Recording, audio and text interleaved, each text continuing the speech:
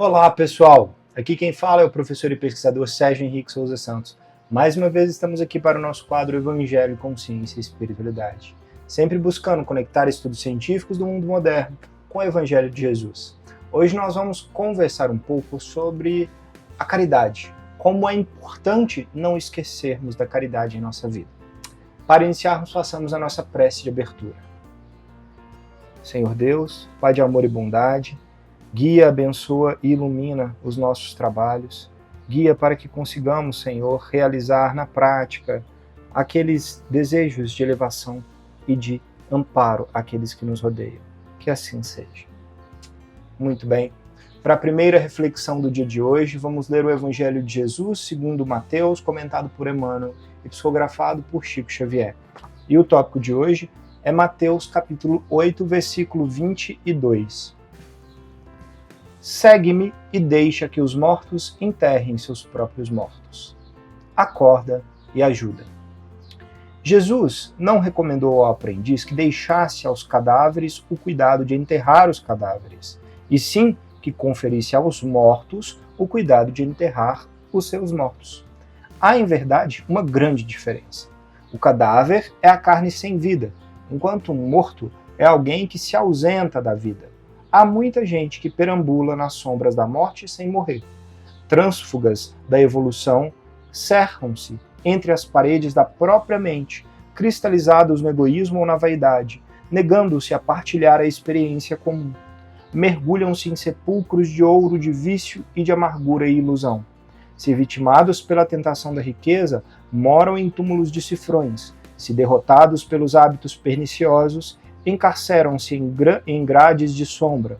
Se prostrados pelo desalento, dormem no pranto da bancarrota moral.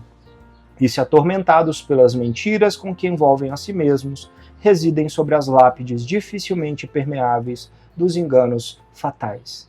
Aprende a participar da luta coletiva. Sai cada dia de ti mesmo e busca sentir a dor do vizinho, a necessidade do próximo, as angústias do teu irmão e ajuda o quanto possas. Não te galvanizes na esfera do próprio eu. Desperta e vive com todos, por todos e para todos, porque ninguém respira tão somente para si. Em qualquer parte do universo, somos usufrutuários do esforço e do sacrifício de milhões de existências.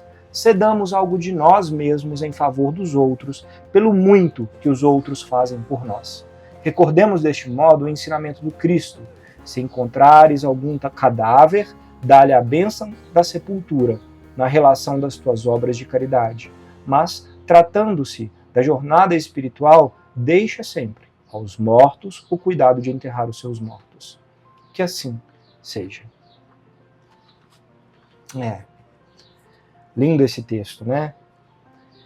O que Jesus quis dizer, então, com deixai os mortos cuidarem dos seus mortos? Ele não está falando do corpo, ele está falando da pessoa que não está intimamente disposta a trabalhar, servir e viver.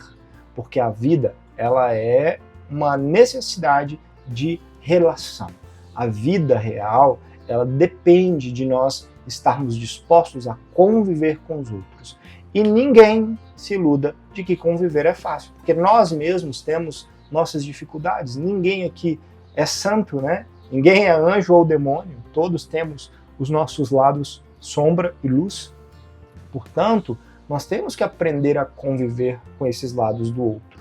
Na prática, o que Jesus quer nos dizer, e Emmanuel comenta muito bem, é que todas aquelas pessoas que se entregam às suas dificuldades, às suas dores, eu tenho muito dinheiro e que só quero se fosse, ela se encarcera em si mesma, vive no seu mundinho e aí ela morre para a vida.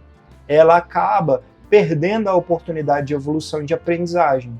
Então, a gente conviver com as dores, as dificuldades, as vicissitudes, os erros e as coisas boas, as alegrias, as festas dos outros, faz com que nós estejamos vivos. Então, estar vivo é conviver também.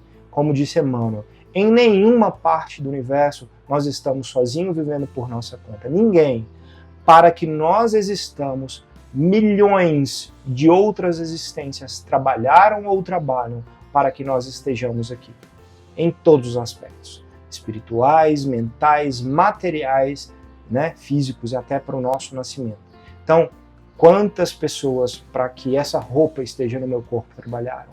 Quantas pessoas trabalharam para o alimento chegar até aqui? Só o desenvolvimento tecnológico, quantas e quantas mentes, milhares e milhões de pessoas para que nós possamos conversar aqui hoje como nós conversamos. Então, nós não somos isolados. Nós somos dependentes da convivência para crescer e evoluir. Façamos então o nosso esforço de conviver, porque conviver, para quem quer de fato viver e evoluir, não é opcional. Toda vez que nós escolhemos o isolamento por causa das dificuldades, dos nossos problemas, e falamos, não, é muito difícil, é chato, é difícil e ruim, a gente escolhe morrer mais um pouquinho e se tornar, né, esses mortos que Jesus diz. Então, vamos nos cuidar e ajudar cuidando os outros, porque se nós fazemos o bem e nos abrimos para auxiliar, nós passamos a viver. Então, ver a dor alheia e auxiliar a amparar, cura a nós mesmos. Olha que fantástico. A cura para esse endurecimento, para esse problema de morte íntima, de encarceramento, é a caridade. É ajudar com palavras, com ações, com alimento, com conhecimento, seja como que for, mas ajudar o outro é socializar, fazendo o bem. Aí a gente começa a despertar. Então a gente doa e recebe multiplicado. Façamos então esse exercício, porque sem caridade não há salvação. A máxima do Espiritismo, fora da caridade não há salvação. Façamos nosso esforço para o bem. E dentro desse contexto nós temos o nosso querido livro Roteiro de Luz, ditado por espíritos diversos e psicografado por Júlio Carvalho. E o tópico de hoje é: não vos esqueçais da caridade. Não te entregues à invigilância dos passos na terra, esquecendo o Mestre Jesus, o único caminho, verdade e vida que nos fortalece para a vida eterna e para o reino de Deus. Não esqueças do bem, não vos esqueçais da caridade, se quiserem, aqui no plano espiritual, viver sobre a luz do Mestre. Não deixeis que as teorias atuais da Terra vos dominem o coração, e esqueça daqueles que sofrem, onde muitos dizem não valer a pena a obra social e nem haver necessidade dela. Continue. Jesus deu os seus ensinamentos para todo sempre. Seque as lágrimas que acharem teu caminho e fortaleça os fracos que caem no chão, desesperados pela dor da separação de um ente querido. Acalenta o quanto possas, almas que surgem em teu caminho precisando de uma palavra amiga. Doe de si próprio até mesmo o que te faltar, para que promovas a beneficência na terra. Lembre-se que mães se desesperam nesse instante por não poder oferecer aos seus filhinhos sequer um prato de sopa. Ergue a cabeça e firme o teu coração em Jesus. A terra às vezes nos engana demais. Nos preocupamos tanto ainda com a vaidade humana, com o nosso bem-estar, mas ao momento que nos entregamos à caridade, veremos que a luz fará com que a gente caminhe rumo à sublimidade do reino dos céus, onde Jesus há de nos esperar para nos abraçar. E assim reinará a verdadeira felicidade, aquela que nasce na consciência que nunca se cansa de fazer o bem. Zilda Arns. Um texto de uma mulher que viveu a caridade na Terra, Então, o que ela vem exemplificar para a gente é que ela consegue reconhecer nos planos espirituais que quem quer se aproximar de Jesus tem que fazer caridade, apesar dos desafios, do mundo falar que não, das nossas vaidades e dificuldades, é necessário caminhar em direção ao outro para ampará-lo. E ampará-lo em todos os aspectos, seja no material, seja para secar uma lágrima, para dar um ombro, para ouvir, para ensinar, enfim, conviver com o alheio de uma forma respeitosa e amorosa, ajudando em tudo que é possível. Isso é caridade. Caridade não é só um prato de comida, é também um prato de comida, mas não é só isso. Às vezes a caridade nos exige esforço, sim, tá? Mas são esforços que serão multiplicados em nossas vidas.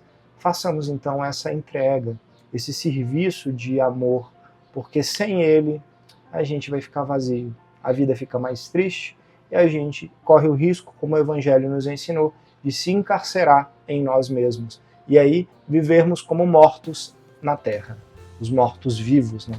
Então que a gente consiga fazer esse esforço para o bem através da caridade. Fora da caridade não há salvação.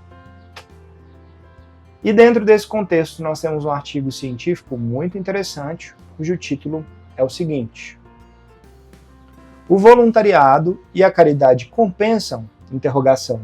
Benefícios para o bem-estar da participação em um trabalho voluntário e caridade para adultos mais velhos e mais jovens na Finlândia.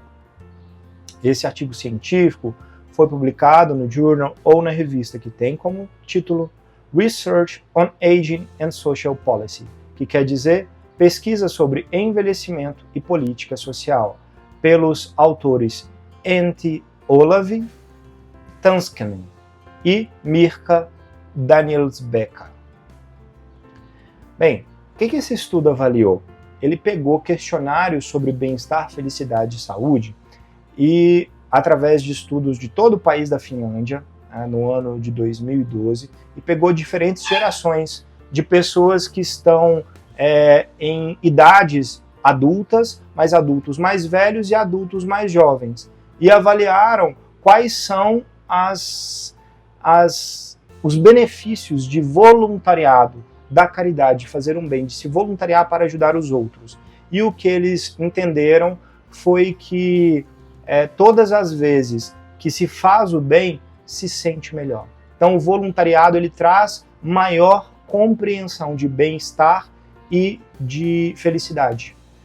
Eles não acharam nesse questionário a associação direta com a saúde, né, porque são questionários muito grandes, mas uma associação direta em ambas as idades, adultos jovens e mais velhos.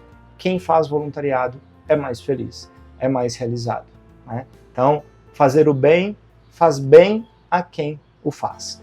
Essa é a verdade. Tudo que a gente doa retorna para nós, de bom e de ruim, né? Então façamos a nossa parte. Vamos então à nossa prece de encerramento. Senhor Deus, Pai de amor e bondade, gratidão por mais uma vez podermos aqui aprender com os ensinamentos de mais alto. Guia, ilumina e transforma, Senhor, para que possamos fazer o nosso melhor, doando e fazendo bem àqueles que nos rodeiam. Que assim seja. Gratidão a vocês por mais uma vez estarmos aqui aprendendo juntos. Namastê e até a próxima.